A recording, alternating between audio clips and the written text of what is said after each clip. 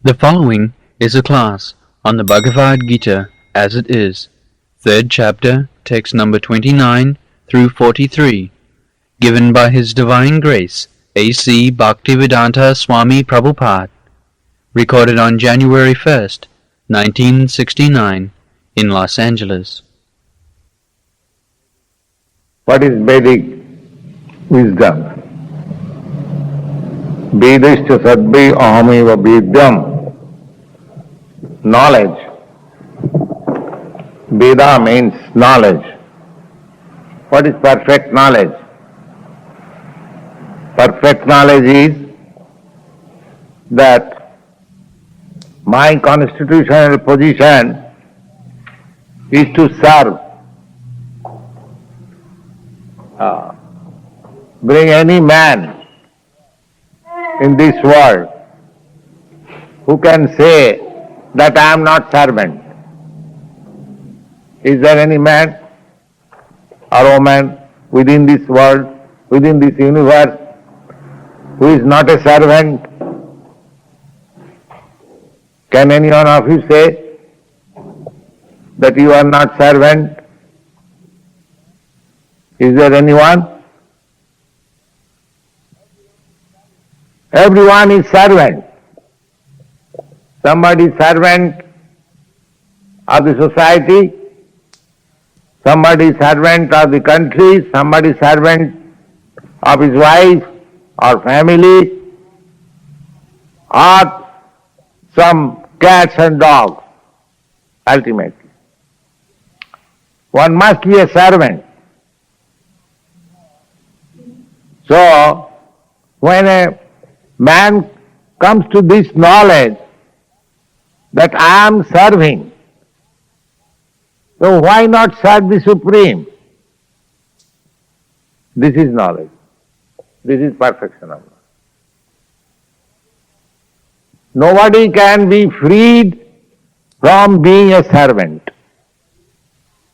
Either you become a servant of God or you become a servant of dog.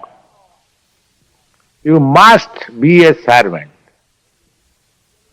So the intelligent person, a wise person, he prefers to servant of God instead of becoming servant of dog. There is no escape that one cannot, one is master, nobody is master, everyone is servant. Therefore, one who executes his duties according to my injunction, God's injunction, and who follows the teachings faithfully becomes free from bondage. As soon as you become servant to somebody besides God, then you are in bondage. You are in obligation. Obligation there is, but that is not bondage. To become servant of God is not bondage. But servant of dog is a bondage.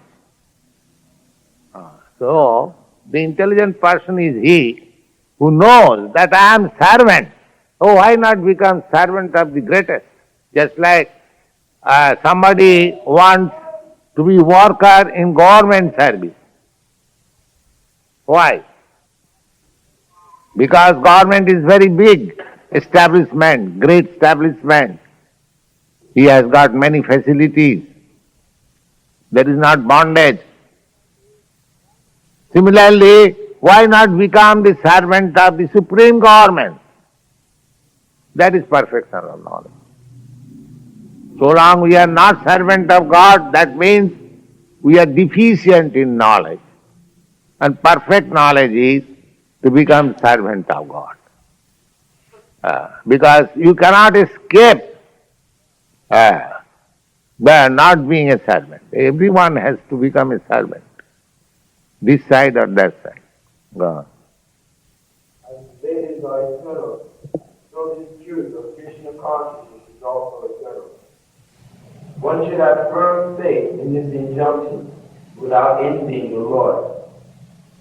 There are many so-called philosophers who write comments on the Bhagavad Gita but have no faith in Krishna.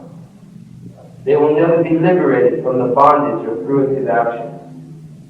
But an ordinary man with firm faith in the eternal injunctions of the Lord, even though unable to execute such orders, becomes liberated from the bondage of the law of karma. In the beginning of Krishna consciousness, one may not fully discharge the injunctions of the Lord, but because one is not resentful of this principle and works sincerely without consideration of defeat and hopelessness, he will surely be promoted to the stage of pure Krishna consciousness. Yes. In the beginning there may be some failure. That is quite natural. Just a child is trying to stand. He may fall down. But that does not mean he should give up the idea. Go on. A time will come when he will be perfect. So we should not give up this business to try to serve the Supreme. May be imperfect in the beginning, but stick to it, and a time will come when you will be perfect. Krishna calls. 32. But those who out of envy disregard these teachings and do not practice them regularly are to be considered bereft of all knowledge, be fools, and doomed to ignorance and bondage. Yes. If somebody says, oh, why shall I serve God?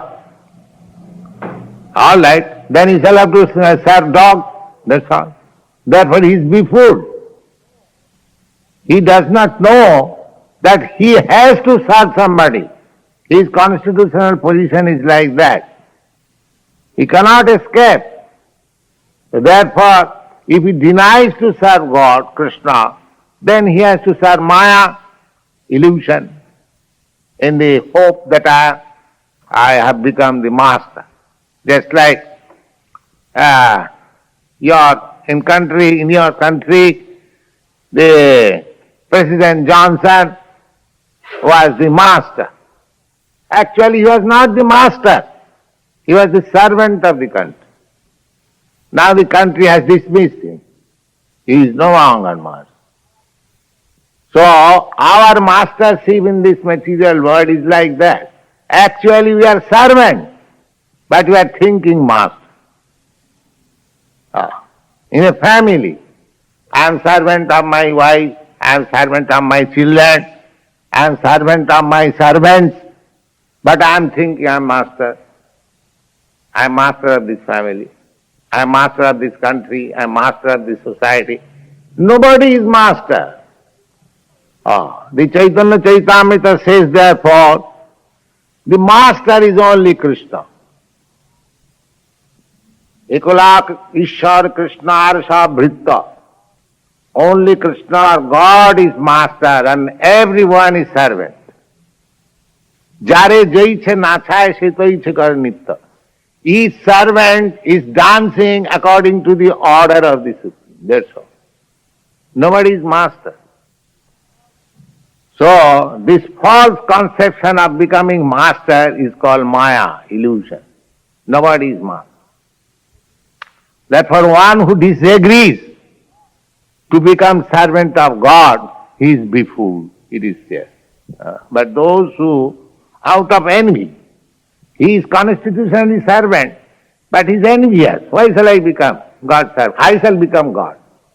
You see, everyone is claiming, oh, everyone is God. Why? What is the use of becoming servant of God? I am God. This is envious. So, if one refuses to serve God and becomes envious, disregard these teachings and do not practice them regularly, are to be considered bereft of all knowledge. Because he is servant, but he is thinking I am master, I am not serving anyone. This is Maya. Bereft of all knowledge. Go on. 33. Even a man of knowledge acts according to his own nature, for everyone follows his nature. What can repression accomplish? So at least he is servant of his nature. There are three kinds of material modes of nature. Somebody is in goodness, somebody is in passion, somebody is in ignorance.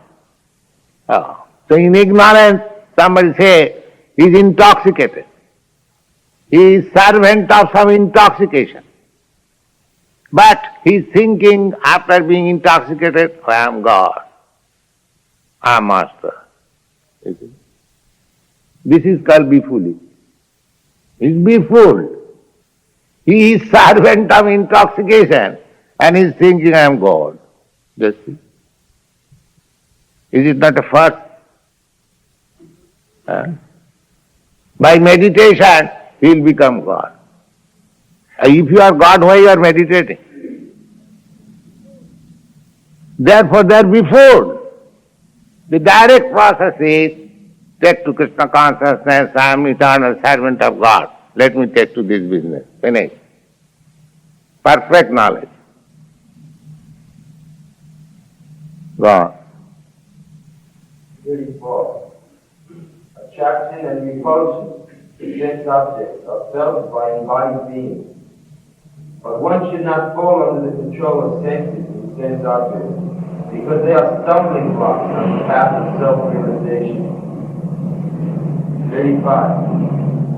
It is far better to discharge one's prescribed duties, even though they may be faulty, than another's duty. Destruction in the course of performing one's own duty is better than engaging in another's duty, for to follow another's path is dangerous. 36. Arjuna said, all descendants of Krishna, by what is one impelled to sinful acts, even unwillingly, as if engaged by force. Here, Krishna says that distraction in the course of performing one's own duty is better than engaging in another's duties, for to follow another's path is dangerous. Now, Arjuna was a military man, a Kshatriya.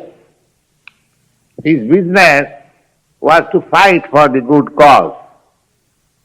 But in the battlefield, he thought that why should I engage myself in this killing business? Better retire from it. If I don't get my kingdom, I shall rather beg. This begging business is for us, just like we are sannyasi or a Brahmin. We are allowed to beg. We are not, of course, begging as professional beggars, but we introduce ourselves as beggars. The Vedic culture is that a sannyasi, when he comes to beg in a householder's house, he receives him very respectfully, and whatever he wants, they want to supply. But they do not want anything. But the introduction is that they take this opportunity of sitting in a householder's home and talk about Krishna consciousness. That is their real business. They are not beggars. Anyway, this begging business is not for a householder or a military man. Therefore Krishna says that don't try to imitate the business of a sannyasi, of a Brahmin. You are Kshatriya. Your duty is to fight. So you should follow your own prescribed duty. Don't try to imitate others. But one can attain perfection by being engaged in his own occupation, provided he does it in Krishna consciousness. So Krishna is asking him to fight, and he is a professional fighter. So if he fights in accordance with the order of Krishna, there is his purpose. This is purpose. Go on. A living entity, as part and parcel of the Supreme Personality, is originally spiritual and pure, as well as free from all contaminations of matter. Therefore, by nature, the living entity is not subjected to the sins of the material world. But factually, when the living entity is in contact with the material nature, he acts in many sinful ways without hesitation.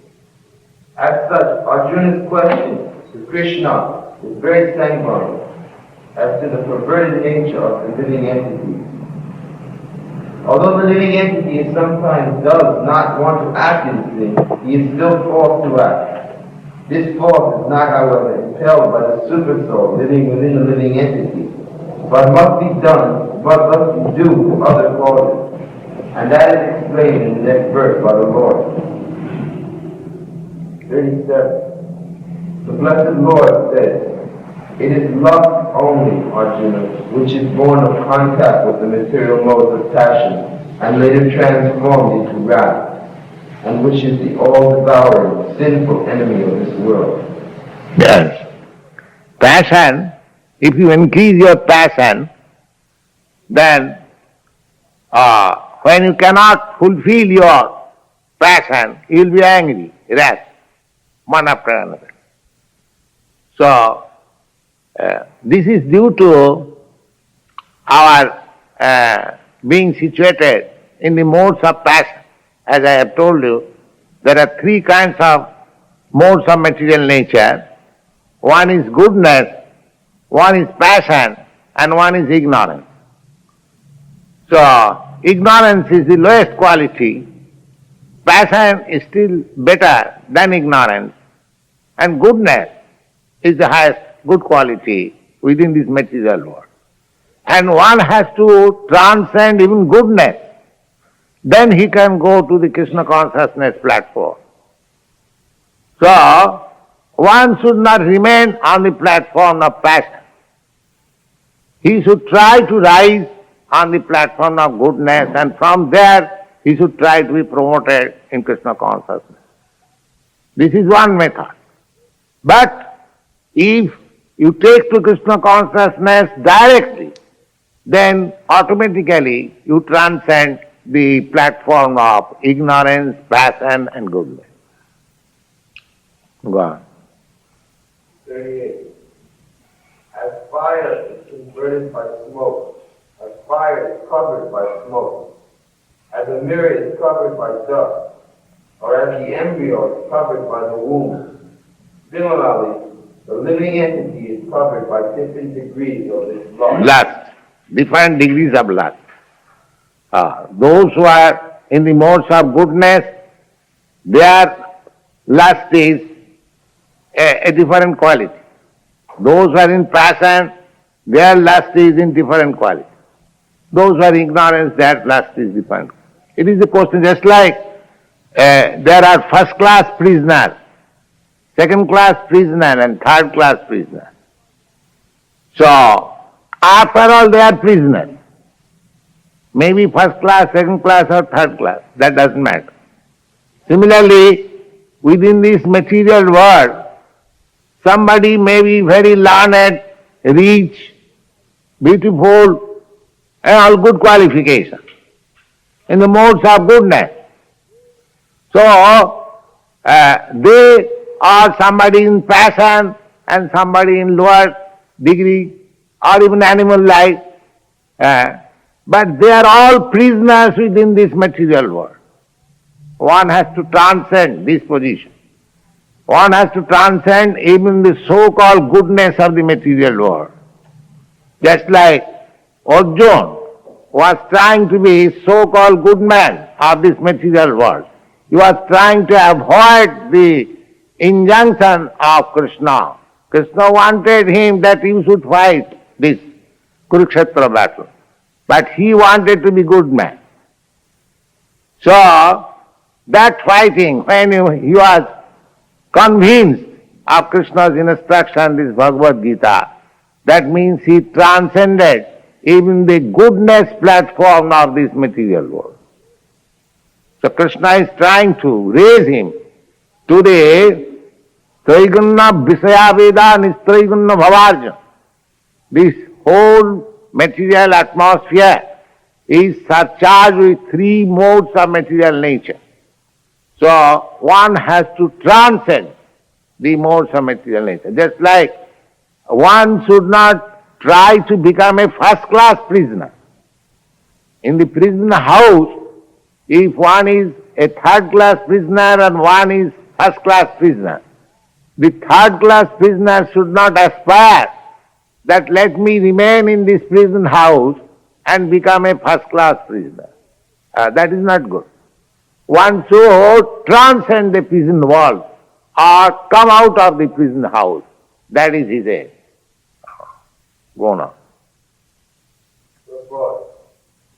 There are 3 degrees of covering of the pure living entity, and thereby the pure consciousness of the living entity, or Krishna consciousness, is embarrassed by non-manifestation.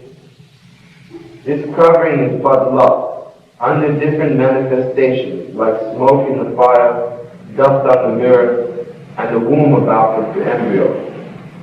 When lust is compared to smoke, it is understood that the fire of the living spark can be a little perceived.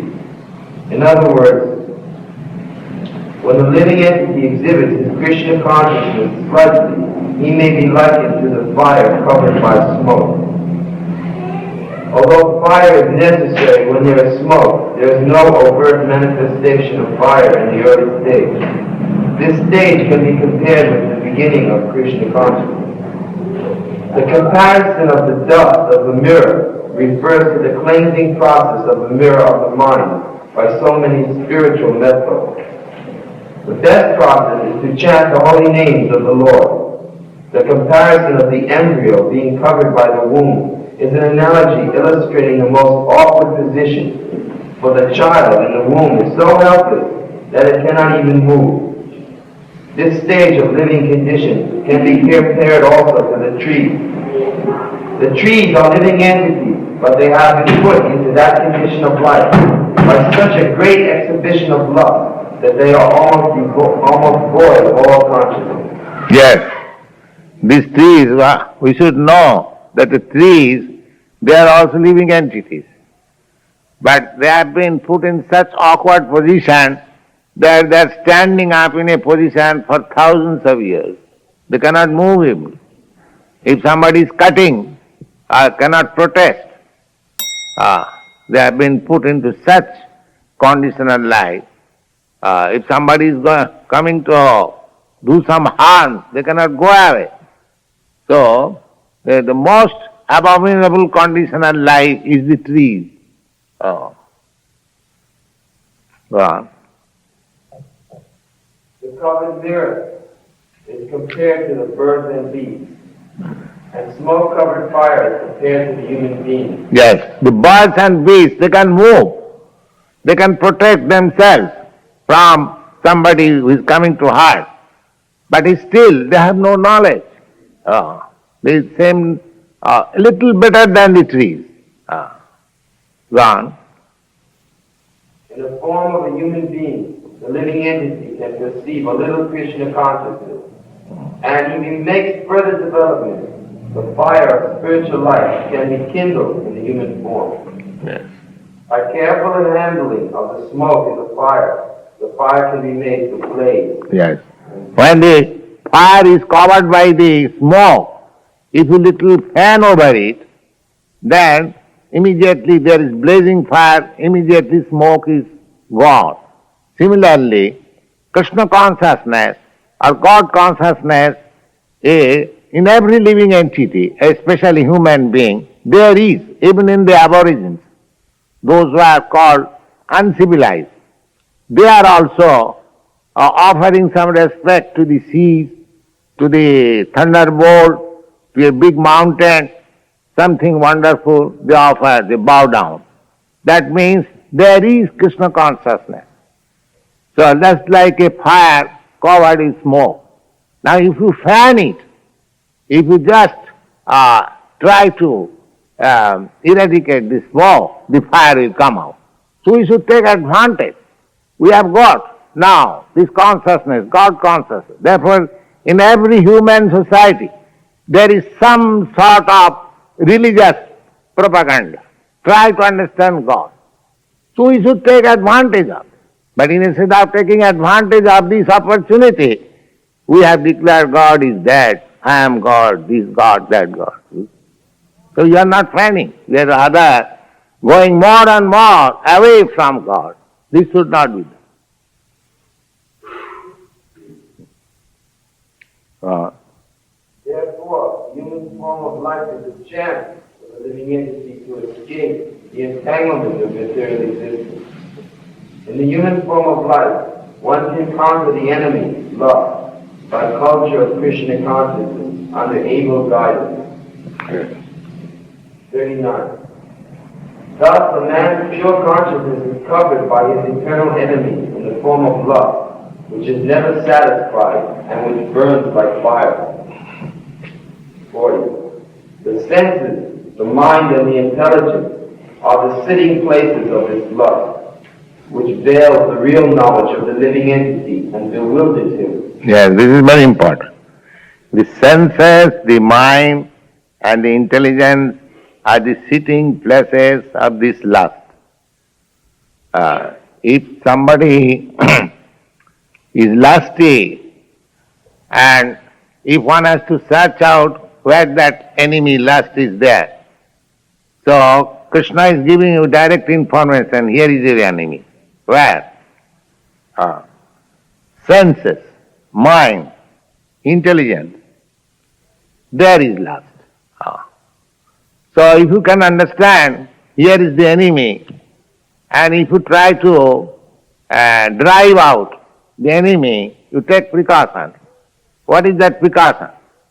You engage your senses in Krishna conscious activities. The lust will have no more place to attack your senses or sit on your senses.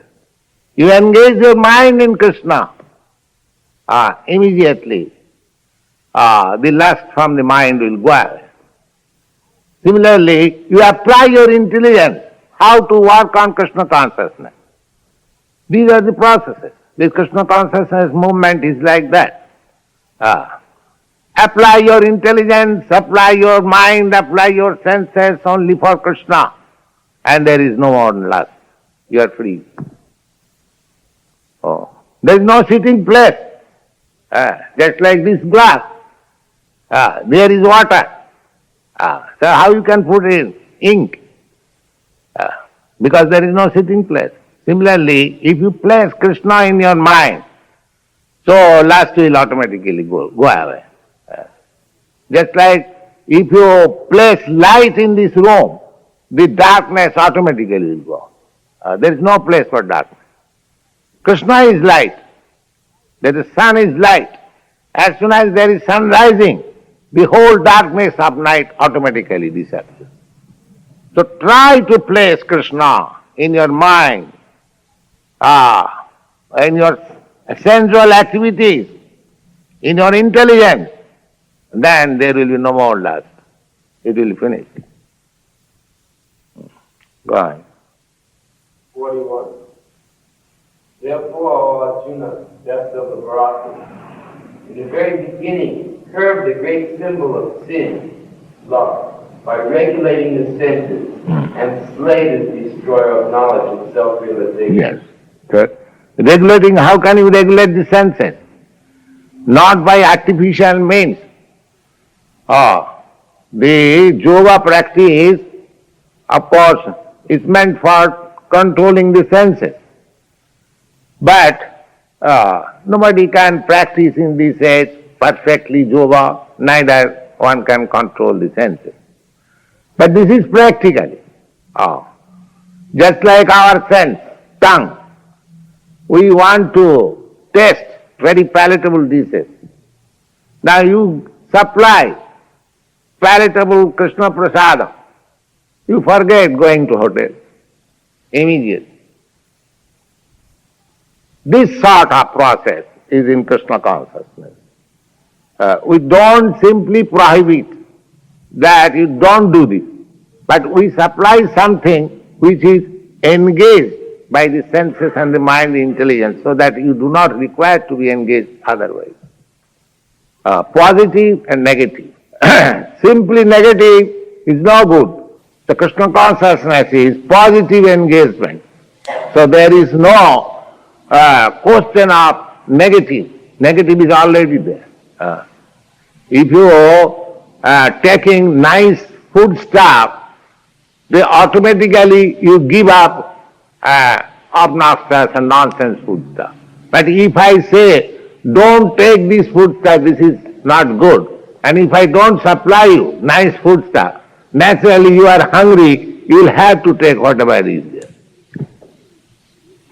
Just like sometimes you have seen the dogs, they are eating stool, their own stool.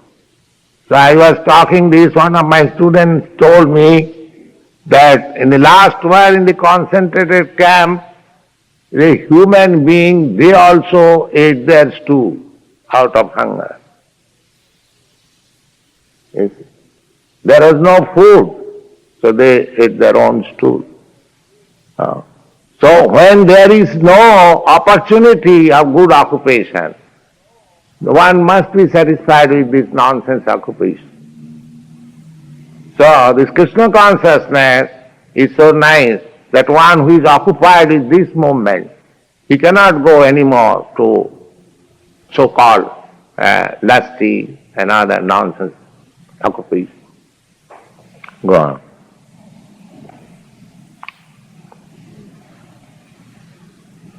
42. The working senses are superior to dull matter. Mind is higher than the senses. Intelligence is still higher than the mind. And he, the soul, is even higher than the intelligence. So we have to come to the platform of soul. Generally, we are on the dull material platform of this body. And this body means senses. And this center of all these senses is the mind. And the mind is also controlled by intelligence. And when you go above the platform of intelligence, then you come to the platform of spiritual soul or Krishna consciousness. That is your position. So one has to try to transcend all these three stages of material platform and then come to the spiritual platform. Yes. 43. Thus knowing oneself to be transcendental to material senses, mind, and intelligence, one should control the lower self by the higher self, and thus, by spiritual strength, conquer this insatiable enemy known as lust. Purport. This third chapter of the Bhagavad Gita is conclusively directed to Krishna consciousness. Through knowing oneself as the eternal servitor of the Supreme Personality of Godhead, without considering impersonal voidness as the ultimate goal, ultimate aim. In the material existence of life, one is certainly influenced by propensities of lust and desire for dominating the resources of material nature.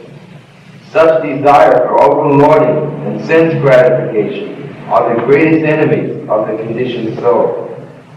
But by the strength... Generally, those who are under the bodily concept of life, they are struggling day and night. Why? To have overlordship of this material nature. This is material activity. And those who are on the mental platform, they are trying to philosophize, mental speculation. Those who are still intelligent, they are taking to this yoga practice by intelligently trying to controlling the senses. But as soon as you come to the spiritual platform, automatically these things are done, because all your senses, mind and intelligence are occupied by Krishna consciousness. Go on.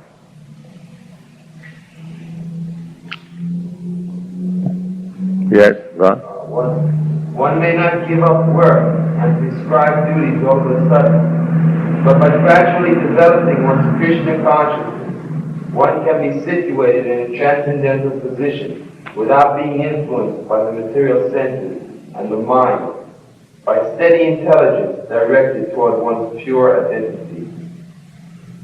This is the sum total of this chapter. In the immature stage of material existence, Philosophical speculations and artificial attempts to control the senses by the so-called practice of yogic postures can never help a man toward spiritual life. He must be trained in Krishna consciousness by a higher intelligence.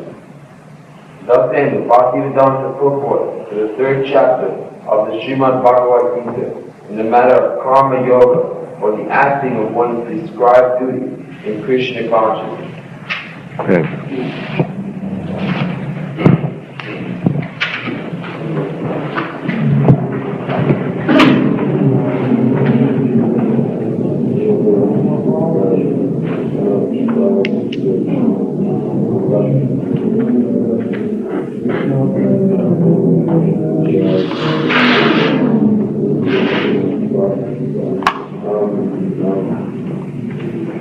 Any question? Yes. Prabhupada, in your purport of the verse, you were talking about the tree, the position of the tree, how it is put in this position due to in previous engagement, exhibition of love. Page. Pardon? On page 106. Yes. Read it. Where? So, the comparison of the embryo being covered by the womb is an allegory illustrating the most awkward position for the child in the womb. It's so helpless that it cannot even move. This stage of living condition can be compared also to the trees. The trees are living entities, but they have been put into that condition of life by such a great exhibition of love that they are almost void of all consciousness. Yes. So what is your question? People that are engaged in lusty acts during their life, I thought that Krishna is merciful and he will provide them with the body to have as much lust as they want. I can't see how a person could evolve into that body of a tree to engage in himself in lusty activity during the lifetime. I don't follow. In the Bhagavad Gita, it is stated that whatever one's consciousness is during his lifetime will be at the time of his death, and that will determine his next body. Yes.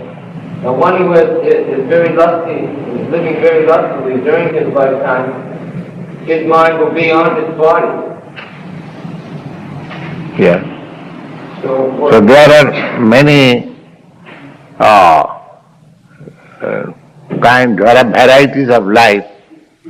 Just like somebody is very lusty and he wants sex enjoyment so many times a day. So there are many animals, many birds, they are given the opportunity like that. Just like the pigeons, the sparrows, there are many birds, these swans, the ducks, they have got every day 20 times sex intercourse. So this facility is given to them. I see. Similarly, somebody wants to eat meats and blood, he is given the chance to become a tiger. So Krishna is giving chance everyone. And one who is very dull, cannot understand simply the sense gratification, they are made the dullest possible, like trees, stand up for thousands of years. So all these different varieties of life, 8,400,000, we have got different varieties. You can calculate, there are 3 qualities. 3 into 3 equals 9. 3 multiplied by 3, that becomes 9. And 9 multiplied by 9 becomes 81. Automatically it becomes more than so many, 8 million. So, God's kingdom, His calculation, His fine judgment is very difficult to understand, but practically we see there are so many varieties of life. Why? They have been given chance, all right. You want this sort of life? Here it is. Take it. Accept it. So they are transmigrating from one life to another, one life to another, one life to another.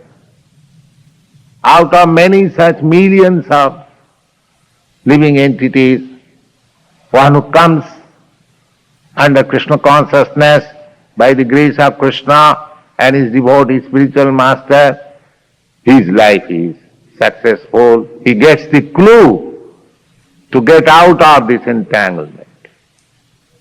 Otherwise, he is to trouble within these 8,400,000 species of life. So Krishna is giving chance, whatever you want. But he is talking also the ultimate goal of your life, Sarvadharman parityajya mamekam saranam. You give up this searching out of your happiness in your own way by transmigrating from one kind of life to another, one position to another. You just take shelter of me and I take charge of you. This is the whole proposition of Bhagavad Gita. This is Krishna consciousness. One has to give up searching out of happiness according to his own plan, but he has to submit himself to Krishna, who will take charge and will give you all happiness that you deserve. That is Krishna consciousness.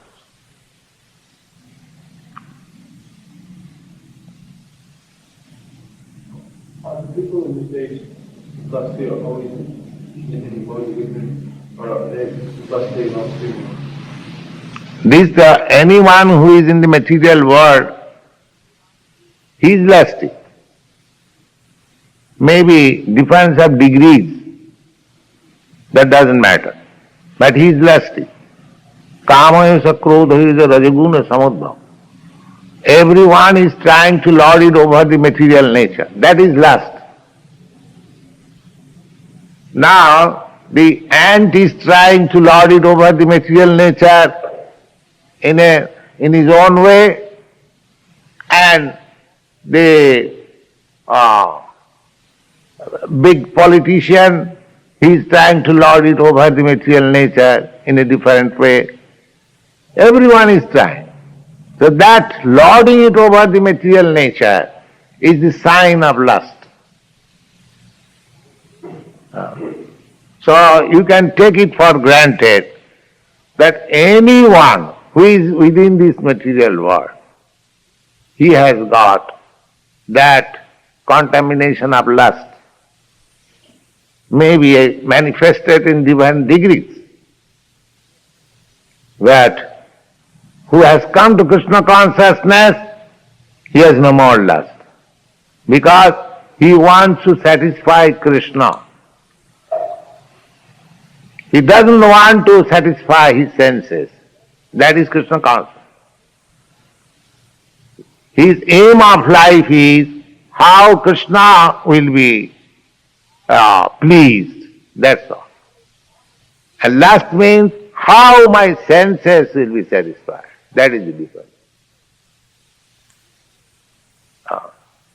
The process of satisfying is going on.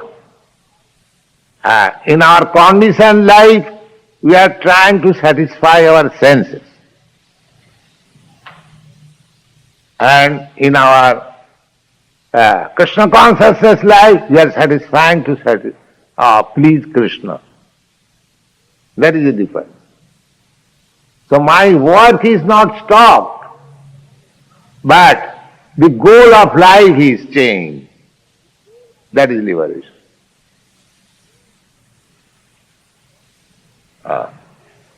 We don't say that you kill your desire. No. You purify your desire to satisfy Krishna. That's all. Now your desire is to satisfy your senses. That's all. This has to be purified, that you shall desire, but you should desire to satisfy Krishna. Then your perfection. In one way it is very simple and easy, because I know how to satisfy my senses. I am doing it life after life. The same endeavor should be engaged for satisfying Krishna. That's all. The process has not to be learned by me. I know it. Simply account has to be changed. That's all.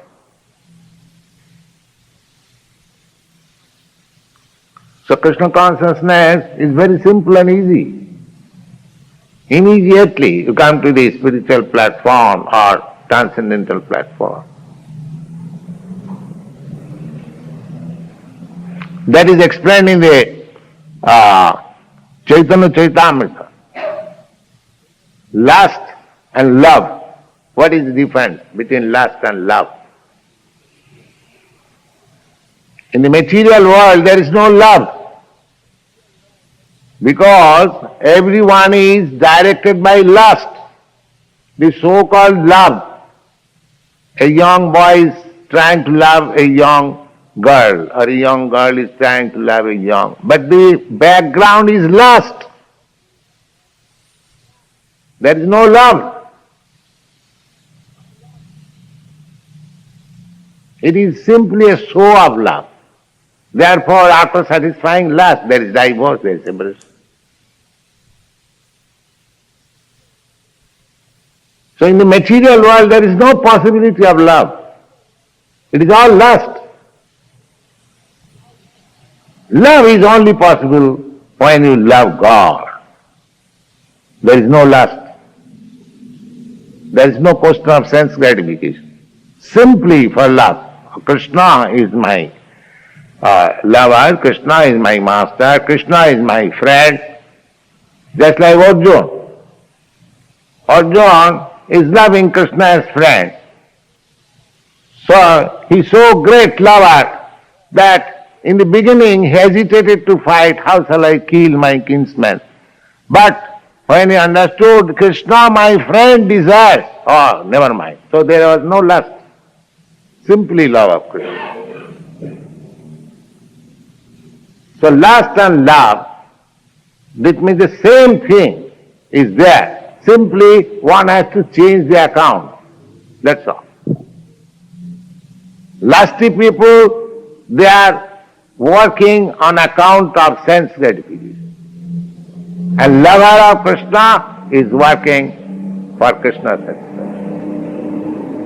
The activity may appear superficially the same. Just like these boys in Krishna consciousness, people may say, what they are doing? They are also eating, they are also cooking and offering Krishna.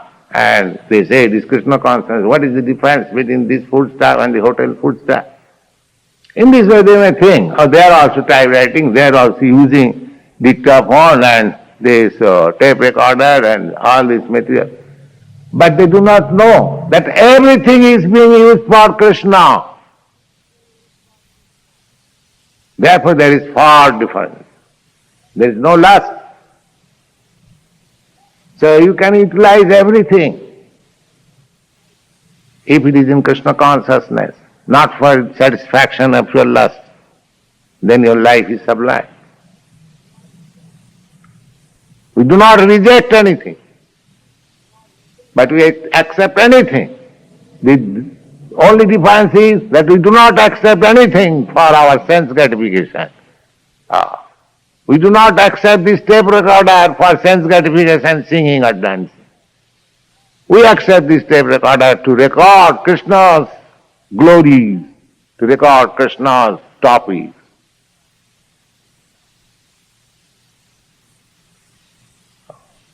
So this is the difference only. Nidbande Krishna sambandhe jutta vairagya muchyate. dovetail everything in Krishna consciousness and it is perfect.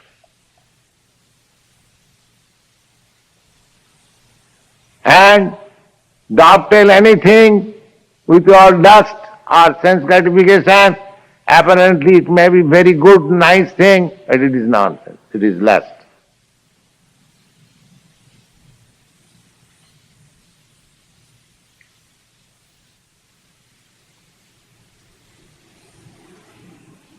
So somebody is using religion for satisfaction of his senses. Somebody is using Bhagavad Gita for satisfaction of his senses. We do not wish to discuss all this in detail, but actually there is no training how to use things in Krishna consciousness. That is being now introduced in this movement, Krishna consciousness. How to make everything perfect, dovetail in Krishna consciousness.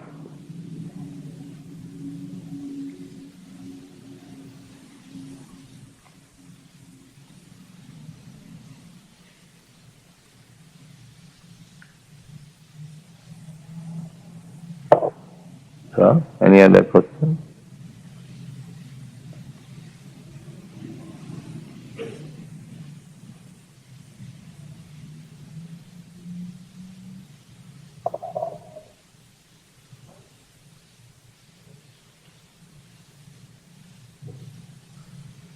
The living entities such as the trees, which are very much limited in consciousness and ability to move also, are these, it mentions in the purport that they have been very lusty. This tends to show that they have been once before in human form and then have really fallen. But is it also the case that there are amongst the forms many souls that are on the process of evolution and going upward? Yes, just like you are stepping some staircases, you go to the second floor or third floor, but somehow you fall down again. So you have to cross again the steps. Do you follow? That does not mean because you crossed all the steps and went to the third floor, now you have fallen down. You have to cross again. So there is a regular evolutionary process from trees to worms, reptiles, from reptiles to birds, from birds to bees, varieties of bees, and from bees to human life. These are the stepping stone evolutionary process. But even if you are human being, if you fall down to the category of the trees, then you have to again go up step by step. You have to come to the form of the worms and reptiles, then birds, then bees. Therefore we should not miss this chance. This is intelligence. If I miss this chance, then I do not know where I am falling down again. So there is no teaching, there is no knowledge in the whole world. They are driven out just like animals. This educational institution, universities, there is no department of knowledge how the living entities are working, how they are being transformed, they are falling down, how they... No. A very risky civilization. The people should try to understand this Krishna consciousness philosophy very seriously, if they at all want their own good.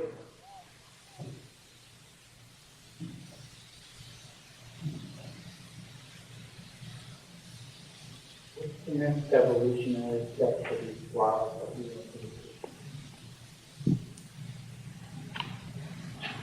From trees the worms. Do you see it? From the flower there are some butterflies. You have seen? The flowers generate some worms and they transform into butterfly. You have seen it.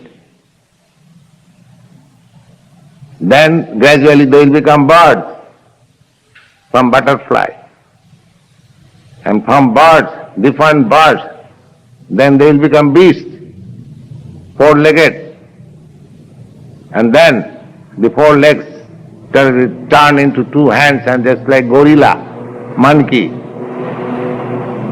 Then you will come to this beautiful form. And if you miss this opportunity, again you want to become butterfly. Go on. We'll check you. Become butterfly.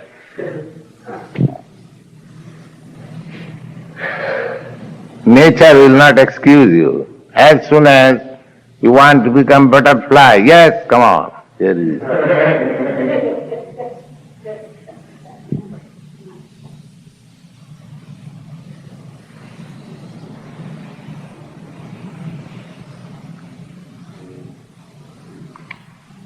They do not know. They are thinking this is a fleeting life, let us enjoy. Very risky civilization.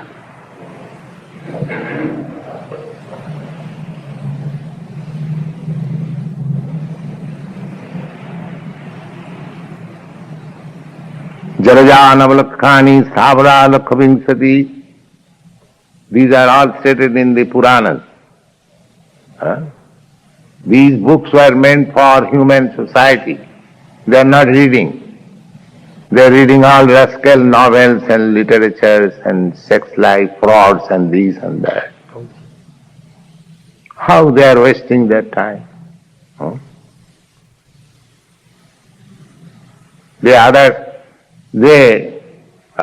Govindas was showing me one literature, Hawaii, a picture. The boys and girls, they are enjoying this, what is called, this surface, spending money, you see. But there is no instruction how they are wasting their time, this human form of life, simply by jumping in the water.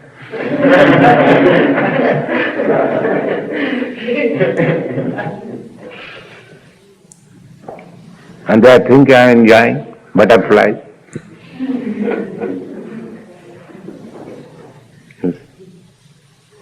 They do not know the value of this life. And the system of civilization which is encouraging them to do this without any good information. What kind of condemned civilization is that?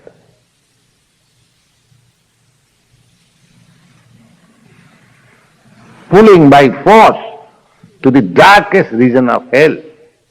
They do not know.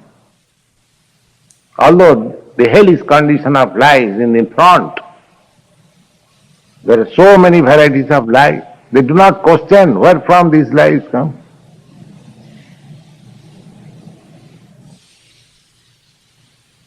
This is Krishna consciousness. To apply the whole energy towards Krishna, that's all. That energy may be utilized in different ways, but to Krishna. This is Krishna consciousness.